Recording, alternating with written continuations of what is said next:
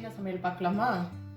இன்னைக்கு வழக்கம் போல சுட சுட சோறு தான். முளைக்கட்டின பயிறு கொஞ்சம் வீட்டில் இருந்துச்சு, சாலடுக்காக வாங்குறது. சரி, அதை வச்சு இன்னைக்கு காய்கறி இல்லை, அதனால இதை வச்சு இன்னைக்கு கடைஞ்சி வச்சிடலாம் அப்படின்னு சொல்லிட்டு ரெடி பண்ணேன். நான் சூப்பராக இருக்குங்க முளைக்கட்டின பயிறு கடைஞ்சோம்னா. இது கூட நெய் போட்டு சாப்பிட்டோம்னு வச்சுக்கோங்களேன், அவ்வளோ டேஸ்டியாக இருக்கும். இதுக்கு செம்ம காம்பினேஷன் தான் சொல்லணும்.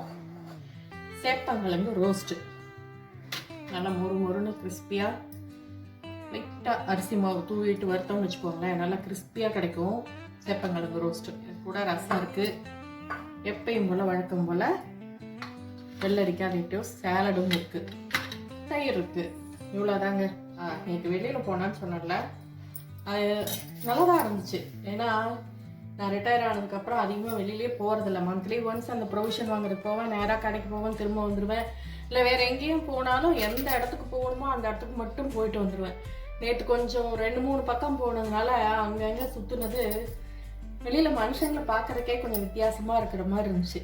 அதனால் நான் என்ன சொல்ல வரேன்னா, யாராவது வயசானவங்க வீட்டில் இருக்காங்க அப்படின்னா அட்லீஸ்ட் அவங்கள மந்த்லி ஒன்ஸு சும்மானாலும் அப்படியே வெளியில் கூட்டிகிட்டு போய் ஒரு ரவுண்டு காமிச்சிட்டு வாங்க. அப்போ தான் அவங்க மனசுக்கு கொஞ்சம் நல்லா இருக்கும்.